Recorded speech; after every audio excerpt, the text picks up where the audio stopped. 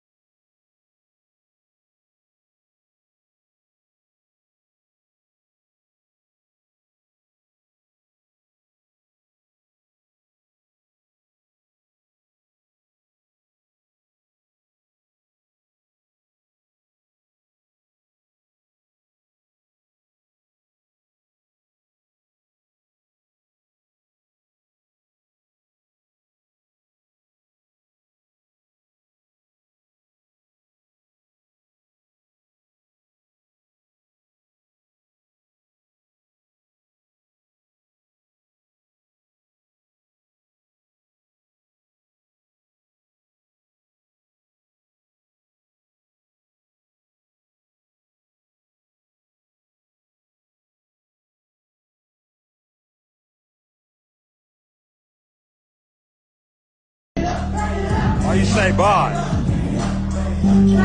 love you.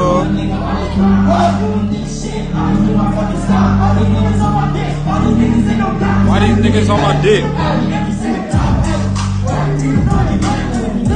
Hey.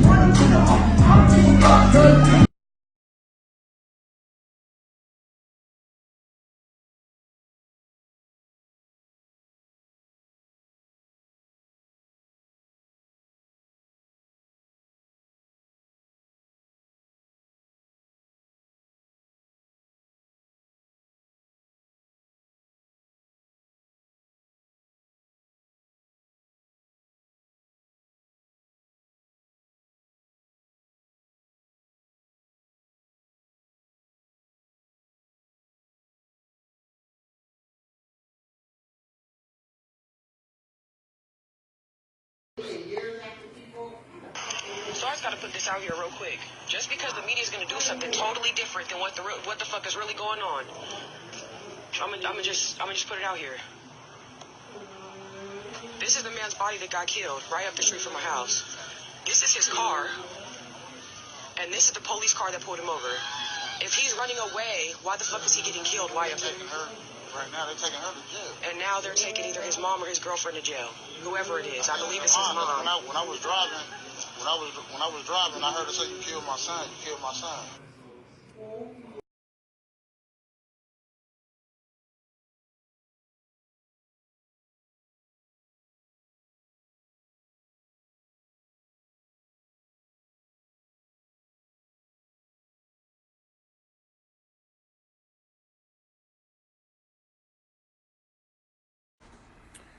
Hi, this is Andre Taylor of Not This Time. I'm the founder, executive director. I shared a story about Bennie Branch, about how Tacoma police officers, and I'm just so disturbed even having to think about what happened to him as he was running away from law enforcement officers. They shot him in the back. That's a cowardly act. I'm so sick of hearing police officers feel justified that they shoot somebody in the back that is posing no threat to them. I'm pissed off about it, But I don't need to tell the story. I have his mother here today to tell the story because she was there. She had to watch and see her own son in front of her eyes shot in the back by law enforcement officers. And she's here. Brendolyn Branch is here to tell the story of how she saw it that evening. I'm so pissed off about it, and I want you guys to be pissed off and outraged as well. So, my sister, Davita Briscoe, is here, and we're going to sit here and stand with her as she tells her story and support. She has her family here as well. So here we go. Nice. Do you want to start? Well, you start. I met with Bennie's family a couple weeks ago. I can't imagine. I've lost a son also. I've lost a brother as well. Bennie was close in age to Donald. I think they're about a year apart. And when I heard this mother's story about how she watched her son be gunned down by Tacoma police officers, it traumatized me. Hearing her screaming for officers to intervene after he was shot, and to hear her pain, to hear her begging for officers to save him, hear her screaming on the ground, handcuffed, how he was pulled out of the car, how he was tased more than once, how officers approached them when they were pulled over with guns, creating a hostile situation that was just a mere traffic stop. And then to hear how he was punched in the face repeatedly, from her encounter, from what she saw and witnessed, was so devastating to me, so dehumanizing, horrifying. It just seemed like it was a nightmare, like it wasn't even real. But when I saw the video and heard her screams and seen her son laying on the ground, not even 20 feet away from her under a sheet, it traumatized me. And this is what we encounter daily. And I think a lot of attention needs to be brought to this. I think this was just rogue vigilante cops doing what they want to do. I think the protocol, I think it was just a complete violation of his humanity and how he was gunned down. I don't even think policy was followed in the way that they were pulled over and what happened in the aftermath and her begging for police to intervene to give him first aid. All of it, I just think there's so many violations here that need to be brought attention to. I think everyone in everyone in Tacoma, Pierce County, there are a lot of things that we need to bring attention to. And so I want you to share your story as much as you can, and to your recollection of what you remember.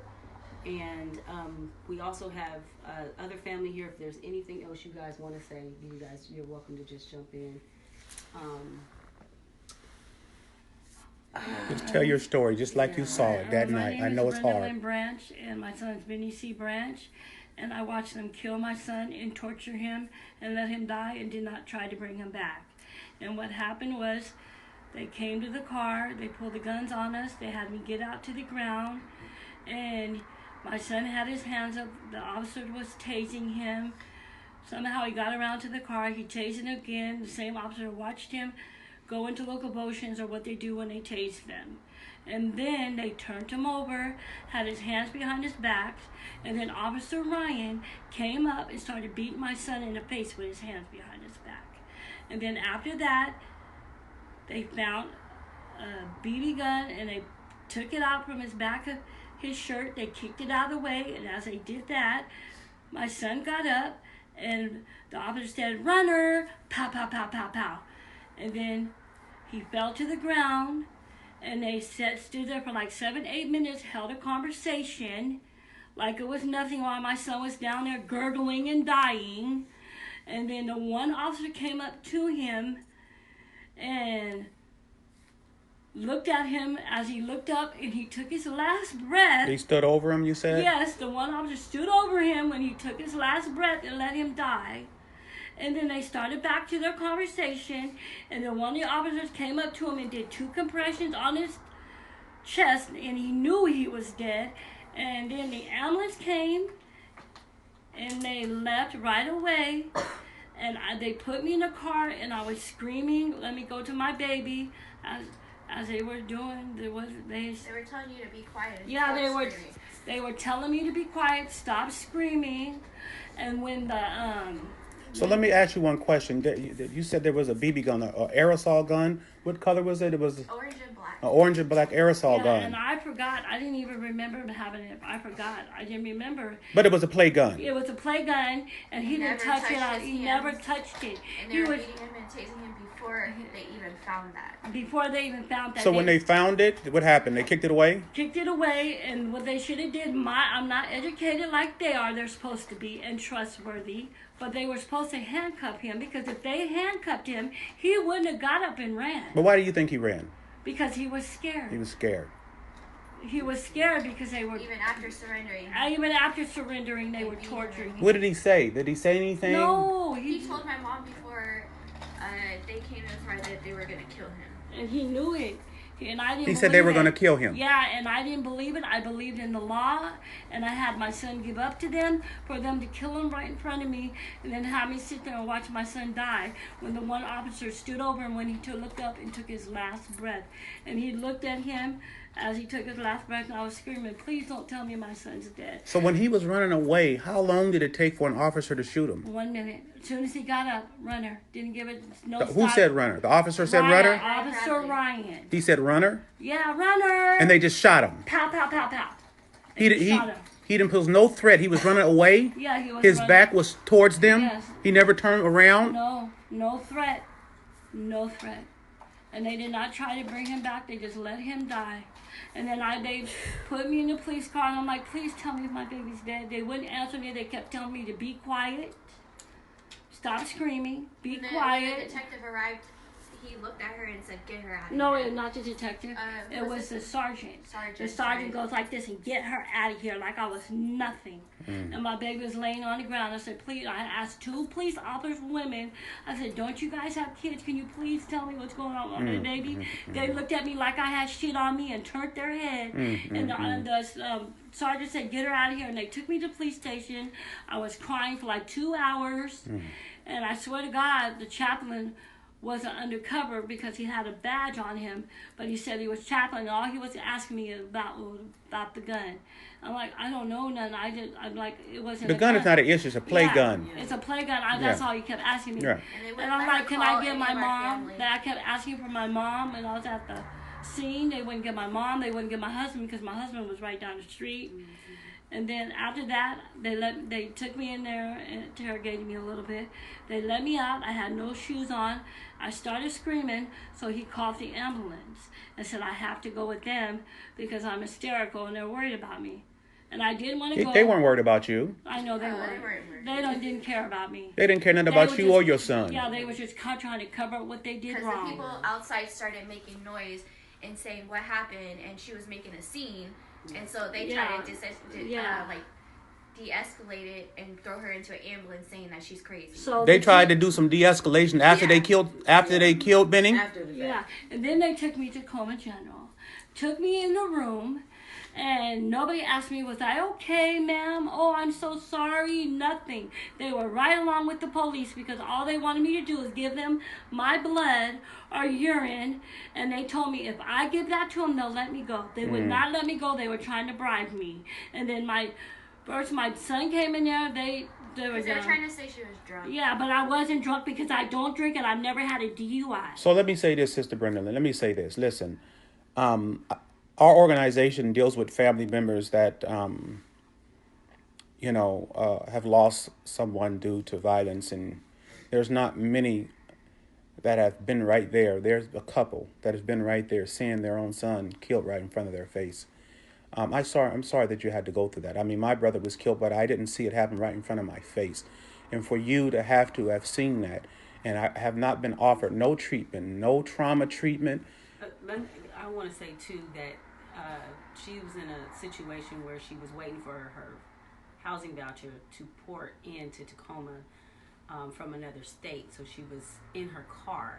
They towed her vehicle with all her belongings that she has not received. I got my belongings back. You got your belongings out I of the didn't car. get my ID though. They kept that in evidence. All my little cards and everything, they kept in evidence like I did something wrong. And then they didn't tell me about my car. That we got a letter at my mom's saying the car was towed. I didn't know what happened to the car. And I told them. She told them that they couldn't search the car. So the guy's like, "Well, we'll just get a search warrant." She said, "Go ahead and do that." So then they decided to tow the car out of spite. They didn't even know if it was legal. They didn't have no documentation. They killed her son and just treated her like she was a and I told nothing. them that They was took my her home. wallet into evidence with all of her identification in it for what? What kind of evidence was that? And then I told them that was my home. You guys are taking my home. I said, you guys killed my son, and now you're taking my home. You were sleeping in your car. Yeah, I was sleeping in And my car. they knew it. Yeah, and they knew it. And they 'cause took it away. They took it away because the sergeant told me, or whoever it was told me they were going to park the car and leave it for when I get out. But the car wasn't there when I got out. And then, So do you feel like somebody protected and served you? Nobody protected me or served me, and nobody protected my son either because they knew about my son. Yeah. And they didn't do But your son had no To our violent- recollection, they didn't know who he was because they never asked him his It's name. not about the violent. It's about whatever he did, whatever was his history was, the way they treated him, regardless if he had felonies or none of that. Which he didn't. No, which he didn't. But if he did, you still don't treat somebody back like that when you're the law. Right. When you're the law, the mother's supposed to trust the law and take their son into custody after the mother makes him give up. Yeah. But they tortured my son. They killed my son. In front of you. In front of me like I was a piece of shit. Yes. Period. I don't care. They're wrong. They're wrong. And they're wrong. And I want justification. There's no justification, and I want them to go down. I want them to feel how I feel. Mm-hmm. And they can never feel how I feel. Because I have to remember this every day, all day, that I could not get up and protect my son because they killed him. I couldn't get up and save him. I could not get up because I was scared they were going to kill me. They brutally killed my son. It was 2 officers, the main ones that did it. That's how I knew they were wrong. It was nobody else. The other ones just stood around like it was a movie. No, I want everybody accountable for what happened to my son. So was your son coming to see you? What was going on? My son, I was with my son. He got out the car. He was charging the phone.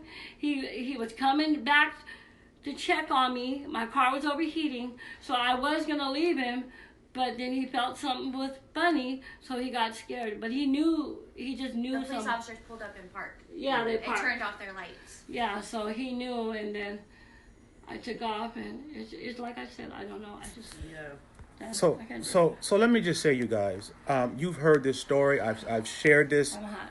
on social media. Give her that water. And again, we have police officers shooting black and brown people in their backs. And since that happened, there's been a lot of more shootings. In their backs. No threat. There was a time in this country that was considered one of the most cowardly acts that you can do, is shoot a man in his back. A man cannot threaten you when he's running away from you. And I'll tell you This one thing, I got this something to say. Tacoma Police Department and all these police departments around the country, I'm telling you. Let me tell you something. There's going to come a time that black and brown people are going to stop being afraid. And I pray God that something changes before then. There's going to come a time that black and brown people are going to stop being afraid. Because at the rate that things are going right now, we can't even survive a regular traffic stop. Because a traffic stop means death to a lot of black and brown people around this country.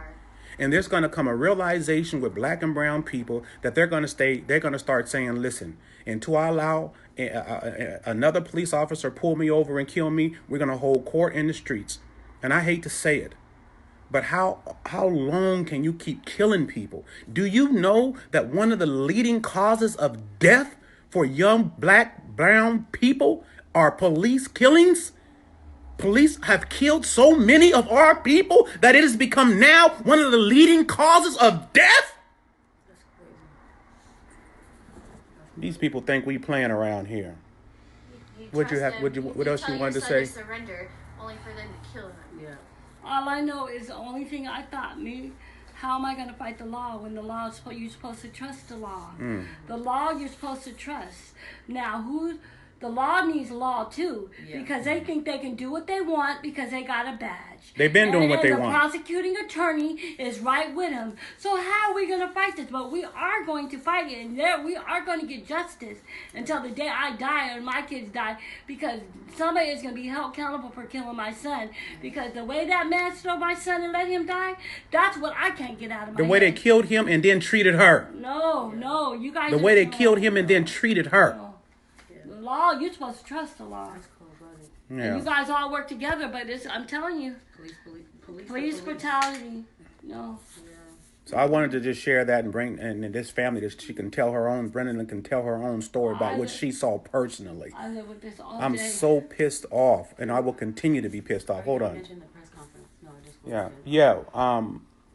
So this is the first step. The next step is we're going to do a press conference for this family, because law enforcement and media have a way of making the person who's killed look like they're responsible for their own death. This is a story that we've been talking about too many times, and I'm tired of talking about the story. But I'm telling you, there's going to come a time that people just start raging in the streets, and it's horrible. Yeah. How long can you just keep killing people like that until they stop being afraid? Right now, black folks are afraid. Black and brown people are afraid. But they're going to stop being afraid. And when they stop being afraid, it's about to be an ugly situation in an ugly country. And you guys caused this. Authorities, the police that don't have anybody over them, that they have the worst leadership in the world because the leaders are sitting there seeing this themselves and continuing to allow it to go on. They killed a 16-year-old boy, I think, last week. I saw the video. He was climbing over the fence trying to get away. 16-year-old kid. And you shot him in his back. Cowards. Shooting people in the back. Like I said, there was a time in this country that has a rule. Shooting a man in his back was a cowardly act. And it's still a cowardly act. Nobody could threaten you, running away from you. We got to do something about it. So 940, we're trying to implement this law to see what we have here. And the implementation process is just about finished. And we're going to see if we really have some accountability here. If we're really the first state with the police accountability law. We're going to see. So stay tuned. I wanted to share that with you. We got some work to do with this family. To do what police didn't do. To do what they didn't do. To treat this family like the trauma victims they are. All right. Stay tuned.